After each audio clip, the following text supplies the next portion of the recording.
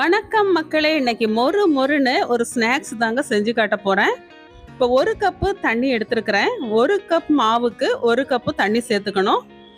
தண்ணி நல்லா கொதிக்கட்டும். இப்போ இந்த தண்ணியில் கொஞ்சமாக சீரகம், 1/2 டீஸ்பூன் அளவுக்கு சில்லி ஃப்ளேக்ஸ், 1/2 டீஸ்பூன் அளவுக்கு வத்தல் தூள், 1/4 டீஸ்பூன் மஞ்சள் தூள், காயத்தூள் 2 பிஞ்ச், கருவேப்பிலை கட் பண்ணது, எண்ணெய் 1 டீஸ்பூன், தேவையான அளவுக்கு உப்பு. இப்போ இந்த தண்ணி நல்லா கொதிக்கட்டுங்க. நம்ம 1 கப்பு அரிசி மாவு தான் சேர்க்க போகிறோம். இடியாப்ப மாவு இல்லைன்னா ஆப்ப மாவு சேர்த்துக்கலாம். இப்போ தண்ணி நல்லா கொதிச்சிருச்சு. இப்போ அந்த மாவு கொஞ்சம் கொஞ்சமாக போட்டு நம்ம கிளறிக்கிடலாம். லோ ஃப்ளேமில் ஸ்டவ் வச்சுக்கலாம். வச்சுட்டு கொஞ்சம் கொஞ்சமாக மிக்ஸ் பண்ணிக்கலாம். 1 கப்பு தண்ணி கரெக்டாக இருக்கும். அதிகமாக தண்ணி சேர்க்கணுன்னு அவசியம் இல்லை. லோ ஃப்ளேமில் வச்சுட்டு ஒரு ஸ்பூனால் நல்லா மிக்ஸ் பண்ணி விட்டுக்கலாம். இங்கே பார்த்தீங்களா, நல்லா மிக்ஸ் பண்ணி விட்டாச்சு. இந்த 1 கப்பு தண்ணியே சரியாக இருக்குது. இப்போ அது கொஞ்சம் இந்த மாவு இன்னொரு பாத்திரத்தில் சேஞ்ச் பண்ணிக்கலாம். இப்போ சூடாக இருக்கும். கொஞ்சமாக ஆறுனதுக்கப்புறம் நல்லா பிசைஞ்சிக்கலாம். இப்போ மாவு நல்லா ஆறிடுச்சு. நல்லா ப்ரெஸ் பண்ணி பிசைஞ்சிக்கோங்க. அப்போ தான் நல்லா சாஃப்டாக வரும். இங்கே பாருங்கள், மாவு இப்போ நல்லா சாஃப்டாக வந்துருச்சு. இதேமாதிரி நல்லா அழுத்தம் கொடுத்து பிசைஞ்சிக்கோங்க. இப்போ இந்த மாவு 6 உருண்டைகளாக நான் உருட்டி வச்சுருக்கிறேன். இப்போ சப்பாத்தி மாதிரி நம்ம ப்ரெஸ் பண்ணி எடுத்துக்கலாம். கொஞ்சம் கொஞ்சமாக அரிசி மாவு மேலே போட்டுட்டு நம்ம ப்ரெஸ் பண்ணி எடுத்துக்கலாங்க.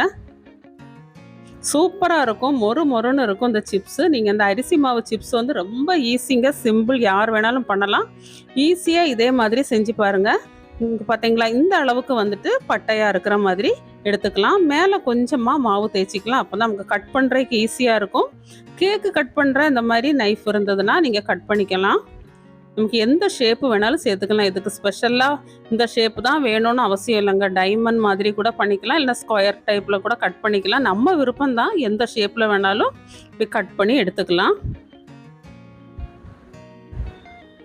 கட் பண்ணினா தனியாக எல்லாம் எடுத்து ஒரு பவுலில் போட்டு வச்சுக்கிறேன். மொத்தமாக எல்லாமே கட் பண்ணி வச்சுக்கலாம். இந்த ஓரங்களில் இருக்கிறதெல்லாம் கட் பண்ணி எடுத்துக்கோங்க.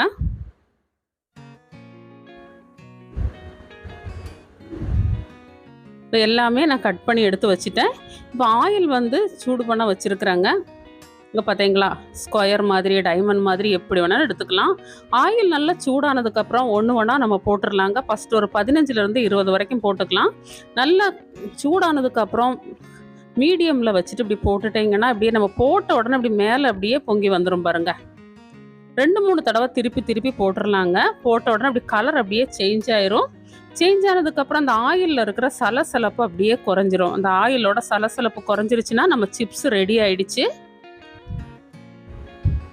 இப்போ ஆயிலோட சலசலப்பு அப்படியே குறைஞ்சிருச்சு. நம்ம அப்படியே எடுத்துடலாம். இது எண்ணெயெல்லாம் ஜாஸ்தி குடிக்காது. அது நல்லா கிறிஸ்பியாக இருக்கும். சாப்பிட்றதுக்கும் டேஸ்ட்டாக இருக்குங்க. டக்குன்னு செஞ்சிடலாம். நீங்களும் இதே மாதிரி ட்ரை பண்ணி பாருங்கள். இங்கே பார்த்தீங்களா, அப்படியே மொறுன்னு சாஃப்டாக இருக்குது. இந்த வீடியோ உங்களுக்கு பிடிச்சிருந்ததுன்னா சப்ஸ்கிரைப் பண்ணி சப்போர்ட் பண்ணுங்கள். நன்றி.